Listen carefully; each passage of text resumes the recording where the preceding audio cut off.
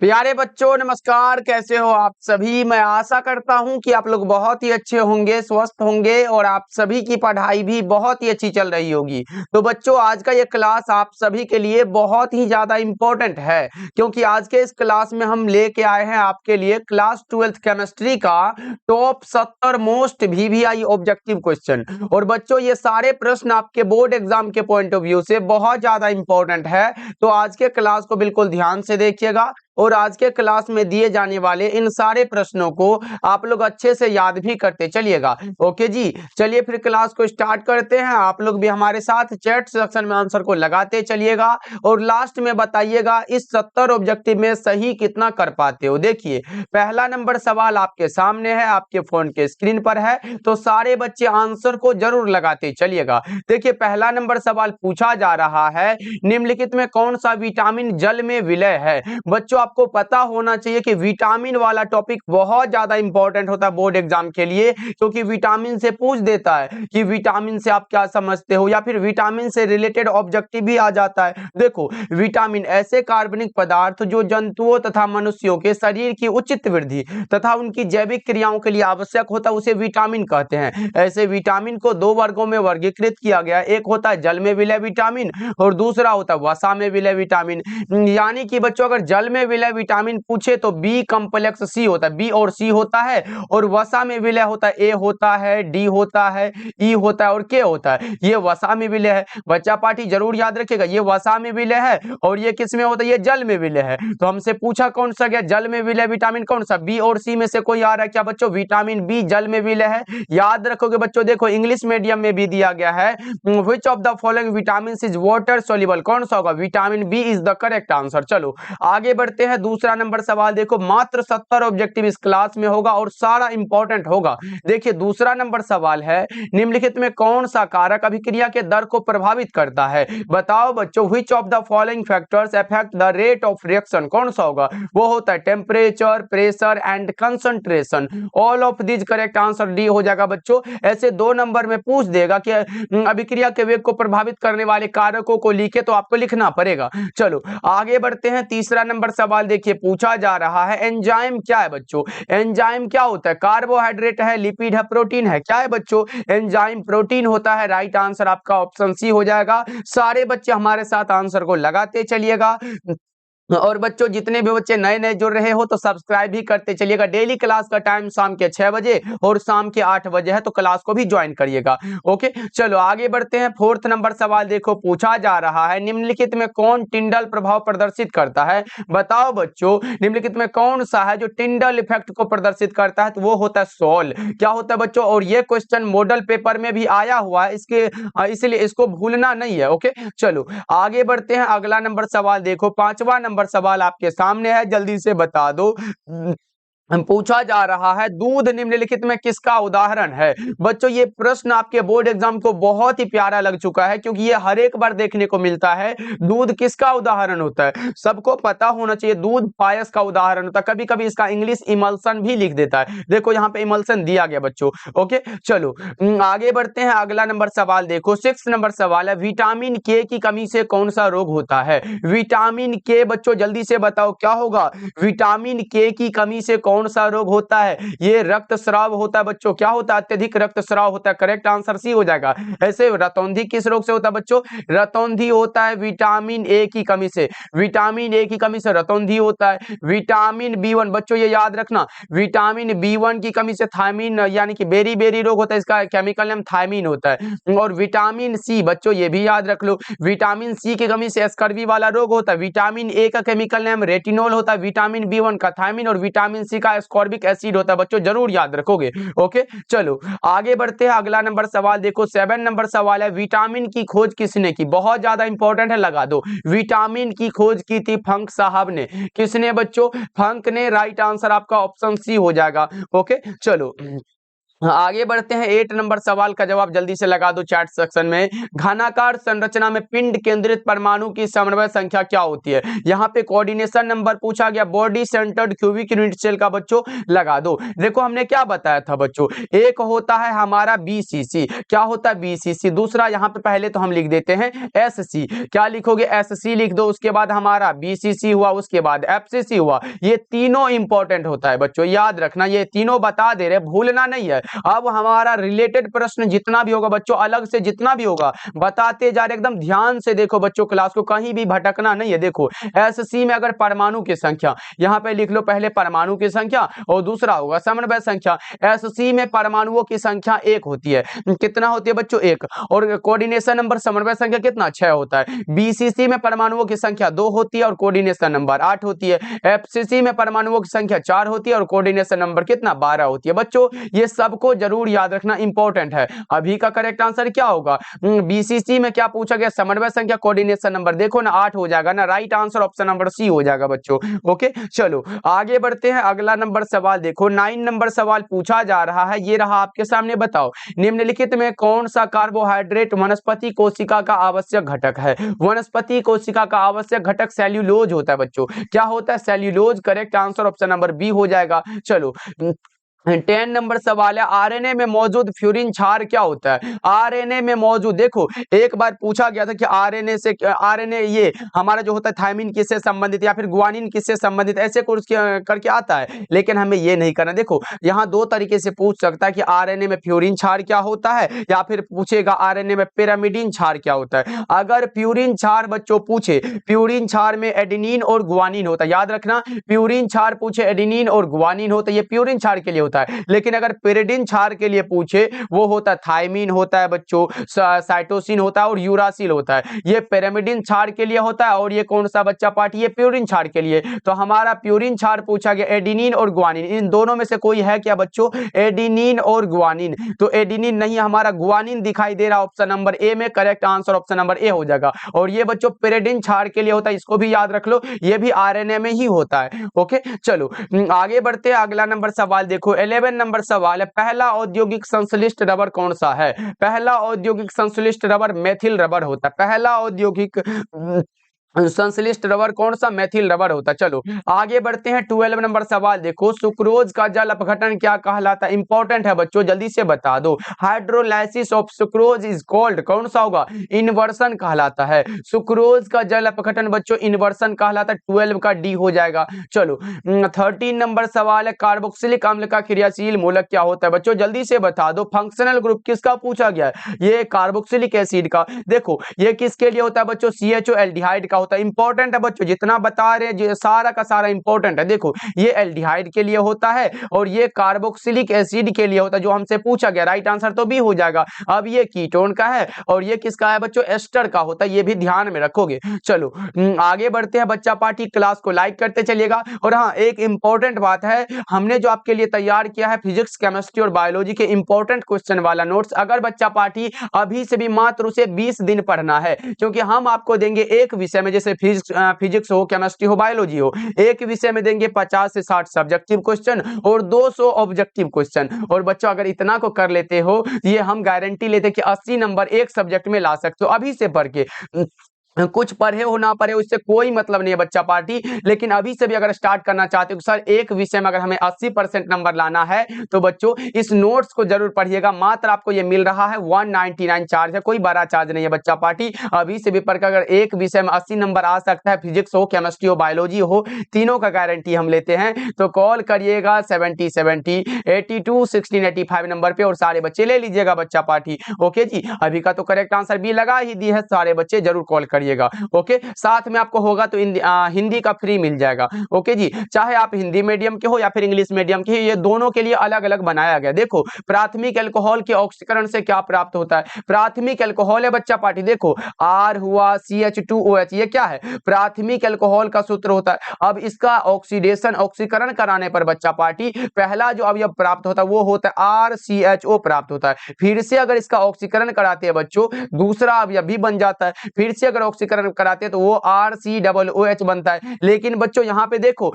यहाँ पे ना तो पहला अवयव पूछा गया ना दूसरा पूछा गया है, तो जो मिलेगा ये दोनों में से वही लगा देंगे, चाहे कार्बोक्सिलिक एसिड आए या फिर एल्डिहाइड आए, ये दोनों में से कोई मिल रहा है बच्चों, कार्बोक्सिलिक एसिड करेक्ट आंसर हो जाएगा। लेकिन बच्चों एक बार आया हुआ एग्जाम में कि प्राथमिक अल्कोहल के ऑक्सीकरण से क्या प्राप्त होता है, पहला अवयव कौन सा बनेगा, पहला अवयव एल्डिहाइड बनता है बच्चों, जरूर याद रखोगे, और दूसरा अवयव हमारा कार्बोक्सिलिक एसिड हो जाता है। लेकिन यहाँ पे तो कोई पूछा ही नहीं गया है, इसलिए कार्बोक्सिलिक एसिड जो ऑप्शन में मिले वही तो लगाना पड़ेगा ना बच्चों। चलो आगे बढ़ते हैं, अगला नंबर सवाल देखो, 15 नंबर सवाल है, निम्नलिखित में कौन संक्रमण तत्व नहीं है, संक्रमण तत्व Hg यानी कि मरकरी नहीं होता, correct answer option number D हो जाएगा। चलो आगे बढ़ते हैं, 16 नंबर सवाल देखो, निम्नलिखित में कौन सबसे ज्यादा विद्युत ऋणात्मक होता है, विद्युत ऋणात्मक सबसे ज्यादा फ्लोरीन होता है ना बच्चा पार्टी, कई बार हमने बता चुका है, तो ये आपका गलत नहीं होना चाहिए ना। चलो आगे बढ़ते हैं, 17 नंबर सवाल देखो, 17 नंबर सवाल है, प्रथम संक्रमण श्रेणी में उच्चतम ऑक्सीकरण अवस्था प्रदर्शित करने वाला तत्व है,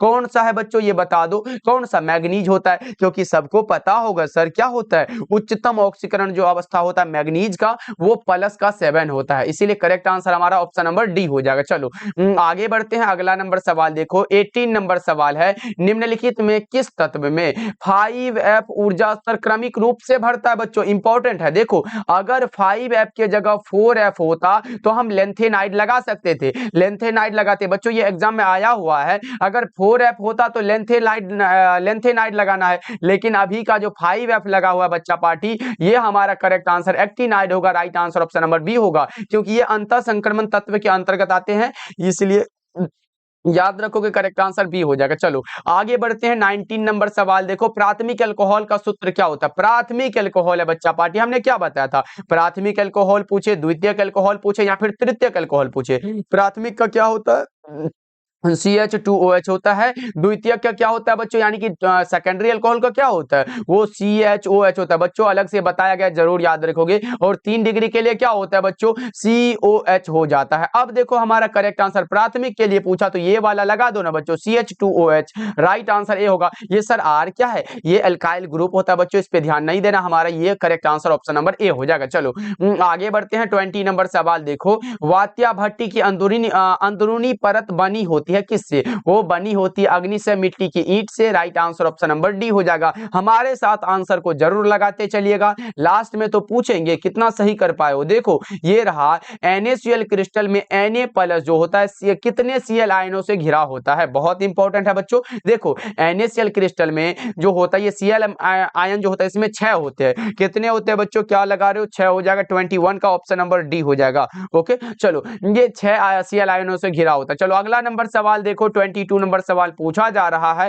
ये तो बच्चा पार्टी इंपॉर्टेंट है। देखो n गोलों वाले सीमित पैकिंग में अष्टफलक रिक्तियों की संख्या कितनी होती है, पहले तो आप लोग एक बार चैट करके ये बताओ कि अष्टफलक रिक्ति कितने गोलों से मिलकर बना होता है, जल्दी से बताओ अष्टफलक रिक्ति कितने गोलों से मिलकर बना होता है बच्चा पार्टी, तो आप कहोगे सर एक होता है हमारा अष्टफलक, देखो इंपॉर्टेंट है बच्चों, यहाँ एक होता है हमारा अष्टफलक, यहाँ पे लिखना पड़ेगा। देखो एक हमारा हुआ अष्टफलक और दूसरा कौन सा होता है बच्चा पार्टी, चतुष्फलक होता है, इंपॉर्टेंट है चतुष्फलक, यहाँ पे याद रखोगे। अब देखो यहाँ से जो बात हुआ, अगर अष्टफलक रिक्ति की संख्या की बात करें, अष्टफलक रिक्ति में 6 गोलों से मिलकर बना होता है, जबकि चतुष्फलक रिक्ति बच्चों 4 गोलों से मिलकर बना होता है। इसमें रिक्तियों की संख्या बच्चों, ये 6 गोलों में रिक्तियों की संख्या 1 होती है और ये 4 गोलों में रिक्तियों की संख्या 2 होती है, ये इंपॉर्टेंट है बच्चों। देखो अब यहाँ से देखो n गोला है तो n से गुना करेंगे, इसमें n से गुना करेंगे तो बराबर में क्या होगा, n बचेगा, इसमें अगर n से गुना करें तो क्या होगा, 2n बचेगा बच्चों।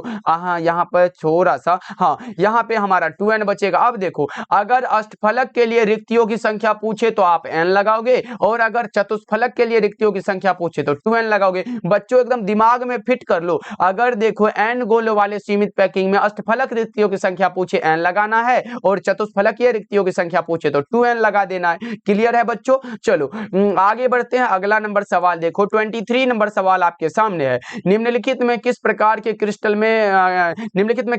के दोष में क्रिस्टल के घनत्व में कमी आती है? क्रिस्टल का घनत्व अगर कमी आ रहा है बच्चों, शॉर्टकी डिफेक्ट होगा। अगर क्रिस्टल का घनत्व अपरिवर्तित होता तो फ्रेंकल डिफेक्ट लगा लेते। चलो आगे बढ़ते हैं, 24 नंबर सवाल देखो, किसी तनु घोल के अनुसंख्यक गुणधर्म निर्भर करता है। किसी तनु घोल के अनुसंख्यक गुणधर्म किस पर निर्भर करता है बच्चों, ये बताओ। तो हमने क्या बताया था, विलियन का अनुसंख्यक गुणधर्म वह है जो विलियन में उपस्थित विलय के कणों की संख्या पर निर्भर करता है, यानी कि क्या होगा बच्चों, विलय के अणुओं की संख्या पर। Right answer option number C हो जाएगा। ओके चलो आगे बढ़ते हैं, 25 नंबर सवाल का जवाब बता दो, निम्नलिखित में कौन द्वितीयक सेल है? ये तो कई बार बता चुके, lead storage battery. Correct answer option number B हो जाएगा। द्वितीयक सेल लेड स्टोरेज बैटरी होगा। राइट आंसर आपका ऑप्शन नंबर बी करेक्ट हो जाएगा बच्चों। चलो आगे बढ़ते हैं, 26 नंबर सवाल देखो, किसी अभिक्रिया का वेग निर्भर करता है बच्चों, वेग स्थिरांक जिस पर निर्भर करता है वो टेम्परेचर होता है। कौन सा बच्चों, temperature. Correct answer option number A होगा। The rate constant of reaction depends on, कौन सा होगा, टेम्परेचर। ओके चलो आगे बढ़ते हैं, 27 नंबर सवाल देखो, प्रथम कोटि की अभिक्रिया के लिए वेग स्थिरांक की इकाई क्या होती है? आपसे पूछा जा सकता है शून्य कोटि की अभिक्रिया के लिए क्या होती है, आपसे पूछेगा। प्रथम कोटि के लिए क्या होता है, आपसे पूछ सकता है कि द्वितीय कोटि के लिए क्या होता है। शून्य कोटि के लिए होता है mole litre inverse second inverse, प्रथम के लिए सेकंड इनवर्स और द्वितीय के लिए mole inverse litre second inverse. बच्चों अब लगा दो कौन सा करेक्ट हो जाएगा, प्रथम के लिए पूछा, correct answer option number A हो जाएगा। इंपॉर्टेंट तो है बच्चों। चलो आगे बढ़ते हैं, 28 नंबर सवाल देखो, सल्फाइड अयस्क को प्रायः सांद्रित किया जाता किस विधि से? फेन उत्प्लावन विधि से, फ्रोथ फ्लोटेशन मेथड से बच्चों। चलो आगे बढ़ते हैं, 29 नंबर सवाल देखो, सल्फर के अणु कैसे होते हैं? सल्फर के अणु अष्ट परमाणविक होते हैं। सल्फर के अणु अष्ट परमाणविक होते हैं। 29 का ऑप्शन नंबर डी हो जाएगा। क्या होगा बच्चों, ऑप्शन डी बिल्कुल करेक्ट हो जाएगा। तो सभी बच्चे ध्यान में रखोगे। चलो हाँ आगे बढ़ते हैं, अगला नंबर सवाल देखो, 30 नंबर सवाल है, विटामिन B12 में क्या रहता है? अब विटामिन B12 में क्या रहेगा बच्चों? विटामिन B12 का तो पहले आप लोग नाम बता दो, क्या होता है सर जी, क्या होता है, जल्दी जल्दी से बता दो फटाफट से। 30 नंबर सवाल का जवाब, विटामिन B12 में क्या रहता है? कोबाल्ट रहता है बच्चा पार्टी। क्या रहता है? कोबाल्ट। विटामिन B12 कोबाल्ट में मौजूद रहता है बच्चों। ओके इसे हम लोग साइनोकोबाल्मिन कहते हैं। विटामिन B12 को क्या कहते हैं? साइनोकोबाल्मिन। जरूर याद रखोगे। चलो आगे बढ़ते हैं, निम्नलिखित में किसका शून्य द्विध्रुव आघूर्ण है? शून्य द्विध्रुव आघूर्ण कौन सा होगा बच्चों? CCl4 का। Correct answer option number D होगा। ओके बच्चा पार्टी। चलो आगे बढ़ते हैं, कार्बन टेट्राक्लोराइड। अगला नंबर सवाल का जवाब जल्दी से बता दो, पूछा जा रहा है क्लोरोफॉर्म किससे प्राप्त होता है? क्लोरोफॉर्म जिससे प्राप्त होगा उसका नाम बताओ। क्लोरोफॉर्म यानी कि एथिल अल्कोहल के द्वारा क्लोरोफॉर्म प्राप्त होता है, ये सबको पता है। पहले तो क्लोरोफॉर्म का सूत्र बता दो, क्या होता है? CHCl3 होता है। सर ये तो सबको पता है। क्लोरोफॉर्म जिससे प्राप्त होगा एथिल अल्कोहल होता है और एथिल अल्कोहल को ही एथेनॉल कहते हैं बच्चा पार्टी। देख रहे हो ना कितना आसान आसान सवाल है। चलो आगे बढ़ते हैं, 33 नंबर सवाल पूछा जा रहा है, साबुन क्या है? साबुन वसा आम्लों के लवण है। साबुन क्या है? वसा आम्लों का लवण है। Right answer option number C हो जाएगा।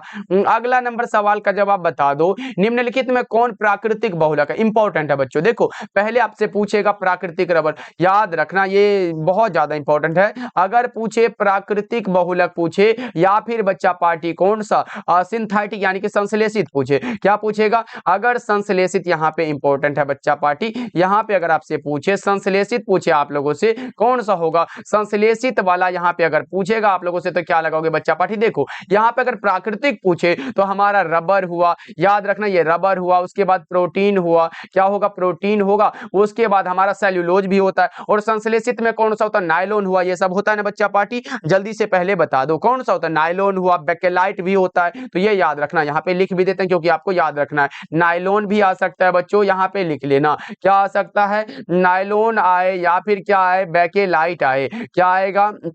बेकेलाइट भी आ सकता है। अब देखो हमारा प्राकृतिक पूछा गया तो protein correct answer option number A होगा। 34 नंबर सवाल का जवाब ऑप्शन ए बिल्कुल करेक्ट हो जाएगा। तो याद रखोगे रबर आए, प्रोटीन आए, सेल्यूलोज आए, ये सब प्राकृतिक होता है। चलो आगे बढ़ते हैं, 35 नंबर सवाल देखो, संघनन बहुलीकरण का उत्पाद क्या है? संघनन बहुलीकरण का उत्पाद होता है नायलॉन 6। करेक्ट आंसर डी हो जाएगा। चलो आगे बढ़ते हैं, 36 नंबर सवाल देखो, भोपाल गैस त्रासदी में जो विषैली गैस निकली थी वो सबको बताया सर मेथिल आइसोसाइनेट था, तो कौन सा होगा? Right answer option number B हो जाएगा। इसी का सूत्र यहाँ पे दे दिया गया। चलो आगे बढ़ते हैं। 37 नंबर सवाल देखो, निम्नलिखित में कौन गैमेक्सिन है? अब गैमेक्सिन का नाम बताओ कौन सा होगा? Benzene hexachloride. Right answer option number C होगा। 37 का क्या होगा? ऑप्शन सी हमारा बिल्कुल करेक्ट हो जाएगा। ओके चलो अगला नंबर सवाल का जवाब जल्दी से बताओ। 38 नंबर सवाल है, निम्नलिखित में कौन क्रिस्टलीय ठोस नहीं है? क्रिस्टलीय ठोस अब नहीं है पूछा गया, यानी कि क्रिस्टलीय नहीं है वो अक्रिस्टलीय होगा, जो कि रबर हुआ, प्लास्टिक हुआ, कांच, यही सब तो होता है ना। Right answer option number D हो जाएगा। चलो आगे बढ़ते हैं। 39 नंबर सवाल देखो, एक अष्टफलक रिक्ति निम्नलिखित में कितने गोलों से घिरी होती है? जस्ट हमने क्या बताया, अष्टफलक पूछे 6 गोलों से घिरी होती है और चतुष्फलक 4 गोलों से घिरी होती है। अष्टफलक वाला कौन सा होगा? ऑप्शन नंबर 6 हो जाएगा, बी हो जाएगा। Right answer option number B हो जाएगा। चलो आगे बढ़ते हैं। 40 नंबर सवाल देखो, समुद्री जल में पाया जाने वाला तत्व कौन सा है? समुद्री जल में आयोडीन होता है। समुद्री जल में पाया जाने वाला तत्व आयोडीन है। अगला नंबर सवाल 41 नंबर सवाल है, कार्बन कार्बन डबल बॉन्ड की लंबाई कितनी होती है? बच्चों यहाँ पे गलत नहीं करना है, पिछले क्लास में हमने बताया था कार्बन कार्बन सिंगल बॉन्ड की लंबाई कितनी होती है, तो सब बच्चे लगाए थे सर 1.54 एंगस्ट्रम होता है। लेकिन अभी तो कार्बन कार्बन डबल बॉन्ड लग गया है, तो इसकी लंबाई कितनी होगी? 1.34 एंगस्ट्रम होता है बच्चों। लेकिन एक चीज और याद रखो, कार्बन कार्बन ट्रिपल बॉन्ड की लंबाई पूछे तो 1.54 एंगस्ट्रम होता है। अब देखो कौन सा हमारा डबल बॉन्ड वाला, ये वाला पूछा गया 1.34 angstrom. Right answer option number A हो जाएगा। ओके क्लियर है बच्चों। चलो हाँ आगे बढ़ते हैं। 42 नंबर सवाल देखो, इलेक्ट्रॉन से नहीं अभिकर्मक है, इलेक्ट्रॉन को आकर्षित करने वाला, इलेक्ट्रॉन से स्नेह करने वाला कौन सा? BF3 होगा। Right answer option number A होगा। चलो अगला नंबर सवाल देखो, 43 नंबर सवाल पूछा जा रहा है, श्रृंखलन गुण सबसे ज्यादा होता है, चेन प्रॉपर्टीज होता है कार्बन में, सबसे ज्यादा चेन प्रॉपर्टीज कार्बन का है। राइट आंसर बी हो जाएगा। अगला नंबर सवाल 44 नंबर सवाल पूछा जा रहा है, बोरॉन विकर्ण संबंध दर्शाता है। देखो विकर्ण संबंध सबसे पहले तो आपको आना चाहिए, क्या आना चाहिए बच्चों? विकर्ण संबंध। देखो एक हमारा आवर्त 2 का होता है, आवर्त 2 हुआ, उसके बाद कौन सा बच्चों? आवर्त 3 भी हो सकता है, आवर्त 3। अब यहां देखो आवर्त 2 में कौन सा होता है? लिथियम हुआ, बेरिलियम हुआ, बोरॉन हुआ और कौन सा? कार्बन हुआ। उसके बाद हमारा इसी आवर्त 3 में कौन सा होगा? सोडियम हुआ, मैग्नीशियम हो गया बच्चों, एल्युमिनियम हुआ, उसके बाद सिलिकॉन हुआ। अब देखो ऐसे करके तिरछी करके ऐसे करना है। अब इसको इसके साथ, बेरिलियम को एल्युमिनियम के साथ, बोरॉन को सिलिकॉन के साथ, ये कार्बन ऐसे रहने दो। अब देखो लिथियम किसके साथ बच्चों? मैग्नीशियम के साथ, बेरिलियम किसको? एल्युमिनियम के साथ, और बोरॉन किसके साथ बच्चों? और बोरॉन वाला हमसे पूछा गया है, मतलब सिलिकॉन के साथ। बोरॉन किसके साथ बच्चों? सिलिकॉन के साथ। Right answer option number C हो जाएगा। चलो अगला नंबर सवाल का जवाब जल्दी से लगा दो। 45 नंबर सवाल आपके सामने है, बिना बूझा चूना को जब जल में डाला जाता है तो अभिक्रिया कौन सी होती है? ऊष्माक्षेपी। कौन सी अभिक्रिया बच्चों? ऊष्माक्षेपी अभिक्रिया होती है। Right answer option number A हो जाएगा। चलो अगला नंबर सवाल देखो पूछा जा रहा है, डेटोल का उपयोग किया जाता है किसके रूप में? प्रतिरोधी के रूप में।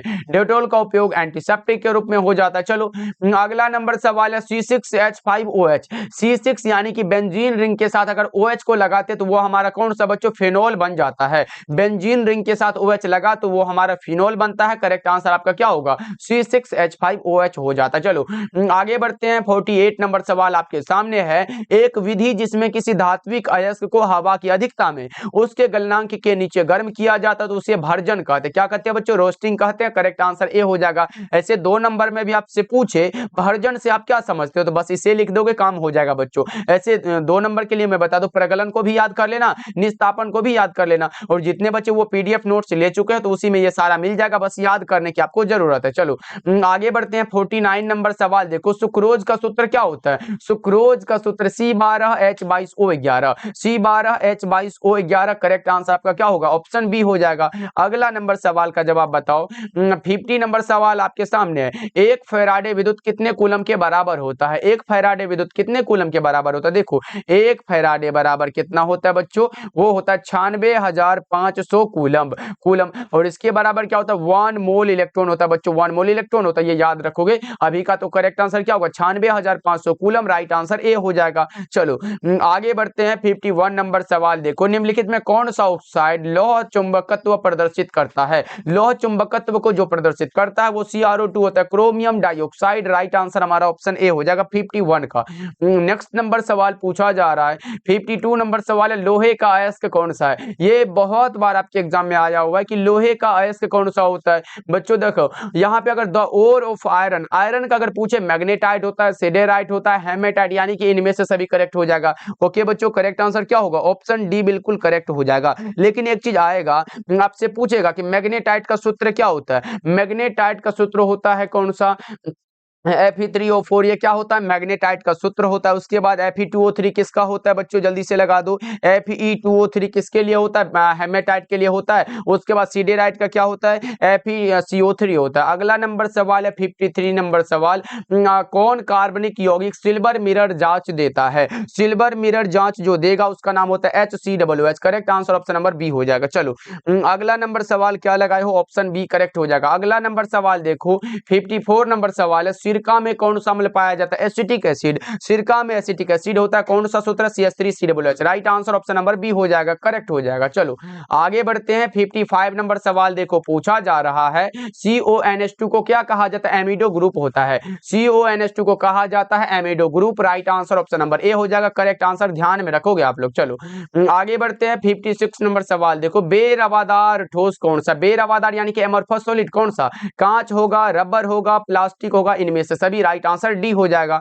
चलो आगे बढ़ते हैं, 56 नंबर सवाल देखो, कैल्शियम फॉर्मेट का शुष्क श्रवण क्या देता है? कैल्शियम फॉर्मेट को गर्म करने पर हमारा जो बनेगा वो बनता है HCHO। क्या होता है, इसे क्या कहते हैं बच्चों? पहले ये बता दो। फॉर्मल्डिहाइड कहते हैं। चलो आगे बढ़ते हैं, 58 नंबर सवाल देखो, इथाइन में पाई बॉन्ड की संख्या कितनी होती है? इथाइन पूछा गया है, इथाइन में 2 होती है। इथाइन में पाई बॉन्ड की संख्या कितनी होती है? 2 होती है। लेकिन अगर एनिलीन होता, एनिलीन में 3 होती है। चलो आगे बढ़ते हैं, अगला नंबर सवाल देखो 59 नंबर सवाल है, आधुनिक आवर्त सारणी किसने बनाया? कौन सा? डेबोनियर नहीं, मेंडलीव भी नहीं और मेंडल भी नहीं। कौन बनाया बच्चों? एक बार चैट सेक्शन में बता दो किसने बनाया? मोसले साहब ने ये बनाया। चलो आगे बढ़ते हैं, 60 नंबर सवाल देखो, निम्नलिखित में कौन सी धातु प्रकृति में मुक्त अवस्था में पाए जाते हैं? एकदम फ्री स्टेट में पाए जाने वाला सोना होता है। कौन सा? वो नींद वाला सोना नहीं है, ये धातु वाला सोना है। करेक्ट आंसर डी हो जाएगा। चलो 61 नंबर सवाल है, कैप्रोलेक्टम किसका मोनोमर होता है? बताओ बच्चों, caprolactam is the monomer of, किसका मोनोमर है कैप्रोलेक्टम? ये आपको बताना है। कौन सा करेक्ट आंसर हो जाएगा? नायलॉन 6 का है। राइट आंसर ए हो जाएगा। चलो आगे बढ़ते हैं, 62 नंबर सवाल देखो, H3PO4 क्या होता है? H3PO4 है। अब बताओ, ये त्रिभाषमिक हो जाएगा, और अगर H2SO4 होता तो वो द्विभाषमिक अम्ल हो जाता है। क्लियर है? आगे बढ़ते हैं, 63 नंबर सवाल है, क्षारीय मृदा धातु का इलेक्ट्रॉनिक विन्यास कितना होता है? NH2 होता है। क्षारीय मृदा धातु का इलेक्ट्रॉनिक विन्यास NH2 होता है। करेक्ट आंसर हमारा ऑप्शन ए हो जाएगा। चलो 64 नंबर सवाल है, NH3 में N का संकरण क्या होता है बच्चों? जल्दी से बताओ, NH3 में N का संकरण क्या होगा? sp3। Correct answer option number A हो जाएगा। और जितने बच्चे हमारे साथ नए नए जुड़े हो बच्चों, क्लास को लाइक करते चलेगा, हमारे साथ पहली बार जुड़ रहे हो तो सब्सक्राइब भी करते चलिएगा। चलो आगे बढ़ते हैं, 65 नंबर सवाल देखो, समन्वय यौगिकों में केंद्रीय धातु आयन को घेरे हुए आयनों या अणुओं को क्या कहा जाता है? वो लिगेंड कहते हैं बच्चों। क्या होता है? लिगेंड होता है। Correct answer option number A हो जाएगा। चलो आगे बढ़ते हैं, अगला नंबर सवाल देखो, 66 नंबर सवाल है, एथिलीन डाइएमीन लिगेंड कैसा होता है? ये बाइडेंटेट लिगेंड का एक एग्जांपल है। बाइडेंटेट लिगेंड है बच्चों, याद रखोगे। चलो ऐसे मोनोडेंटेट लिगेंड या फिर उदासीन लिगेंड का ये एग्जांपल को याद कर लेना आप लोग। देखो, वर्नर के समन्वय यौगिक सिद्धांत के अनुसार प्राथमिक संयोजकता क्या दर्शाती है? वो दर्शा देती है ऑक्सीकरण अवस्था को। राइट आंसर हमारा ऑप्शन ए हो जाएगा। चलो 68 नंबर सवाल की ओर बढ़े तो हमारे सामने कुछ इस प्रकार का प्रश्न आया है कि NiCO4 में निकेल की ऑक्सीकरण संख्या क्या है? कितना बार बता चुका है? 0 होता है। करेक्ट आंसर सी हो जाएगा। अगला नंबर सवाल 69 नंबर सवाल पूछा जा रहा है, बोरोन और एल्यूमिनियम किस ग्रुप के तत्व हैं? ये बोरोन समूह का कौन सा होगा बच्चों? ग्रुप 13 वाला हो जाएगा ना। राइट आंसर ए हो जाएगा। चलो 70 नंबर सवाल देखो, पूछा जा रहा है, सिलिकॉन का प्रमुख अयस्क कौन सा होता है? सिलिकॉन का प्रमुख अयस्क सिलिका होता है, यानी कि SiO2 वाला बात हो गया बच्चों। अब लगा दो 70 नंबर सवाल का जवाब। क्या लगाते हो? बहुत अच्छे बच्चों, क्या होगा इसका करेक्ट आंसर क्वार्ज हो जाएगा। Right answer option number B होगा। सारे बच्चे जरूर याद रखोगे। ओके, चलो जी, अब बता दो आज का क्लास आपको कैसा लगा। सारे बच्चे कमेंट करिएगा, जितने बच्चे नए नए जुड़ रहे हो सब्सक्राइब भी करते चलिएगा। बच्चों जो बच्चे क्लास को अभी तक लाइक नहीं करे हो सारे बच्चे लाइक भी कर दीजिएगा। मिलते हैं फिर अगले क्लास में। आप लोग अपना ध्यान रखिएगा और सभी बच्चे इन सारे प्रश्नों को याद कर लीजिएगा। मिलते हैं फिर।